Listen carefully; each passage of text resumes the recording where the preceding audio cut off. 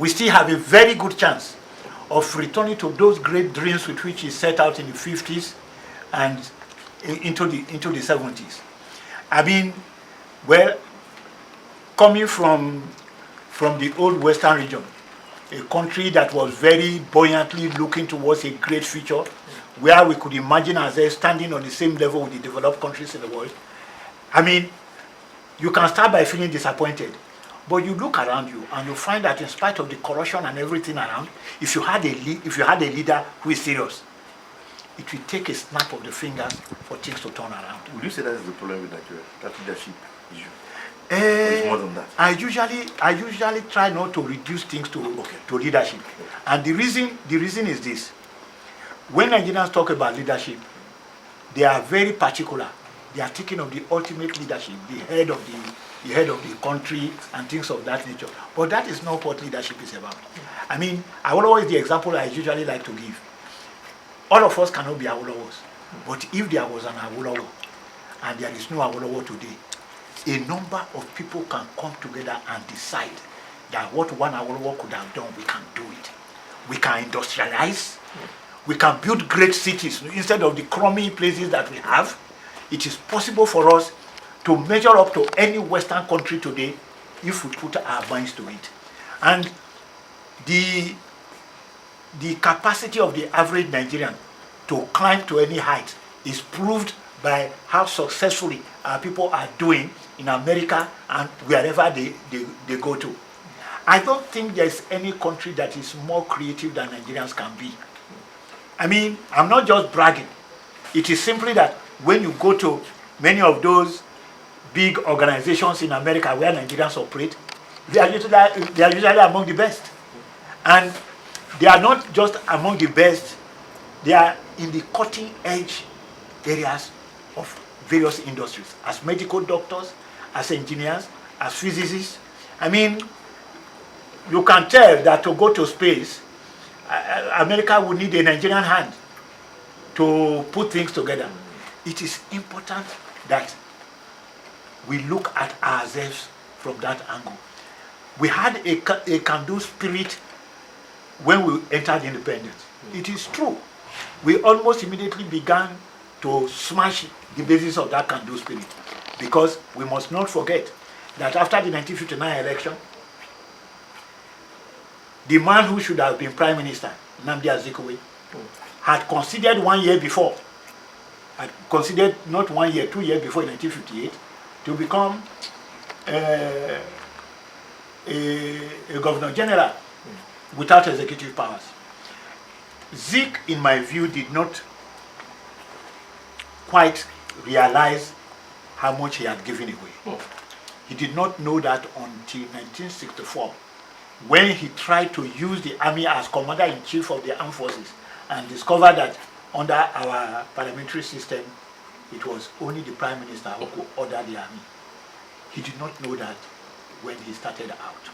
And then he did a share out, a very inequitable share out of Nigerian power and resources, which enabled him as the NCNC Eastern Region leader to take over virtually all the jobs in the public service.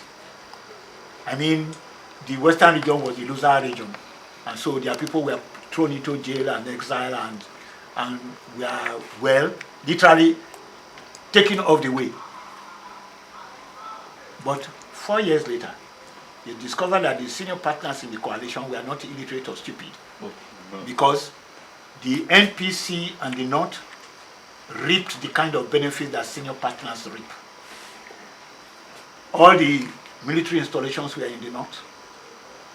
The Kainji Dam was in the North. All the railway extensions were in the North. Virtually every strategic job that was already in the hands of the Igbo Echelon were pegged by people virtually understudying them, all from the North. And then the iron and steel industry, which an international consortium has said should go to somewhere near Onitsha. Balewa set up another international consortium, and it was taken to the north. It was at that point that an election took place in 1964, and ZIK refused to invite BALEWA to form a government because he said the election had been rigged. There's nothing in our constitution which says that ZIK can refuse to call the Prime Minister to form a government. But when that happened, BALEWA had to ask himself, what next? And what next for him became a matter of using the army. ZIK was put under protective custody in the State House. And he had written a speech in the morning saying, I won't call BALEWA to form a government. But after that custody, people had to tell him the kind of issues that would arise. For instance, as Billy Dudley wrote in a footnote to his book, Instability and Political Order, they had to let ZIK know that only 2 medical opinions were required to prove that he was not in the frame of mind to take any decision. By the time they told ZIK that, he knew the game was up. He wrote another speech calling BALEWA to form a government. But from that moment on, every political party in Nigeria was looking for a means of changing the government illegally. I have stated it that in the course of these interviews that the Northern Elements Progressive Union, NEPU, was in coalition with the NCNC. It was through NEPU, supported by a very important arm of the Nigerian security, it was through NEPU that there was a helping of very many nationalism movements in Africa, especially the Cameroons, to wage war on the people in power. Look, it's the kind of story that every Nigerian child ought to be taught. The reason we got to that place was that we refused to design a means of just sharing of Nigerian resources. And so it became a case of whoever can seize and control the federal government could do what he liked. Look, by that 1964, those who took power were doing everything to make sure that the opposition and anybody who was not in power with them will not get a good or fair hearing. While every political party was looking for a means of overthrowing the other, you can imagine how it would look like. It was on the day that ZIK refused to call BALEWA to form a government that Ojukwu went to meet Nnamdi Azikiwe to say, let us carry out a coup. ZIK, of course, refused. ZIK cannot stand soldiers. I am almost positive that if they had met somebody like AWOLOWO would have told them to go to hell. But you see, once that became the way of the world, the way of changing and making changes happen, everybody was planning it. Ahmadu Bello's coup was supposed to have taken place on the 17th of January. So the January 15 boys moved their own coup 2 days back in order to preempt them. But I keep believing that it is because they had to move their coup 2 days back that all those rough edges showed, which made their coup not as welcome as the coup would have been. But let's face it, the coup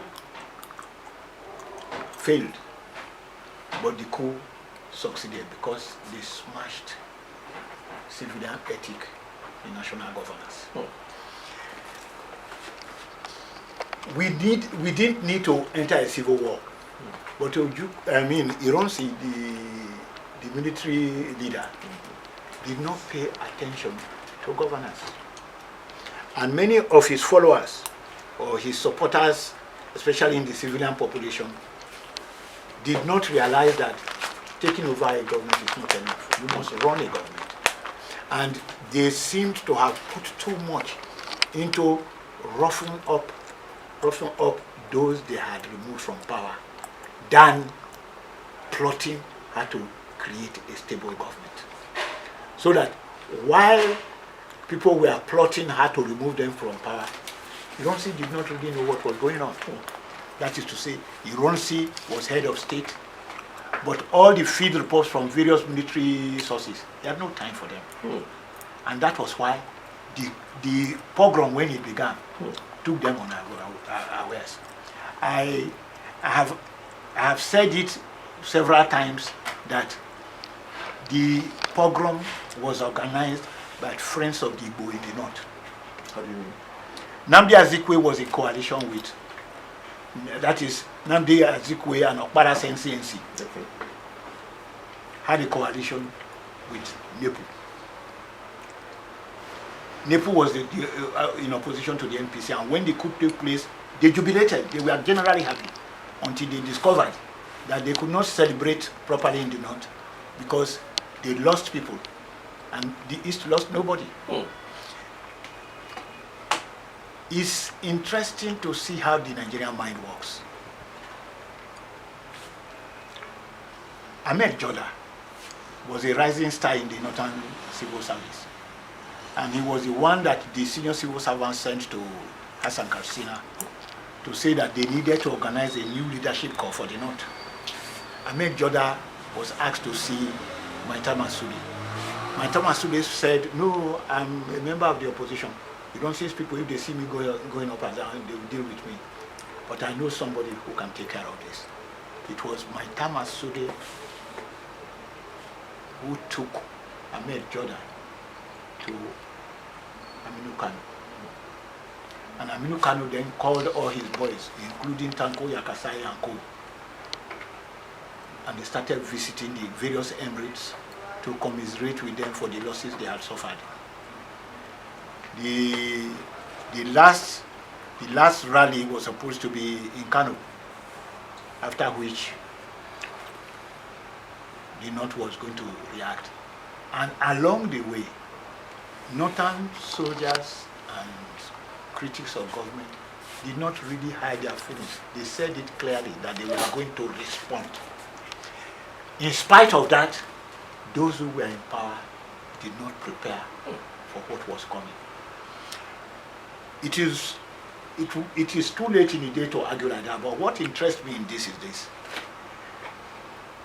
If the planners and executors of the January 15 coup were arrested, they should have been dealt with. When we are told in Chinua Achebe's There Was a Country that things like that, nope, things like that did not happen. If they had been properly arrested and proper measures taken to deal with them, it would have provided a basis for moving on. So the usual Nigerian way of doing things happened. Instead of blaming the coup makers who were identifiable and well known, all Igbo people were being blamed for that coup. In the same way, all the people who planned the pogroms in the north were well known. And if we had a system that believed in justice, they could just have been arrested in the way that the coup makers were arrested. But this is a country where justice does not interest people. They wanted to promote, or they had acquired a sense of grudge that they meant to nurse, and they simply pursued it. In both ways, whether against the north or against the east, you can say that those who made the coup happen and those who made the pogrom happen committed virtually the same kind of crime. And they should have been taken care of. But because they were not taken care of, a whole nationality, Northerners were blamed in the way that Easterners and Igbo people were blamed. We are almost in that kind of situation today, where blind batters who are Fulani in various power positions are putting all Fulanis in the world in trouble by insisting that they must take over Nigeria as a matter of entitlement. It is a mad scheme. And the Fulanis in power who have allowed it to continue for as long as it has are loonies. They have no sense of how to build a society that will last.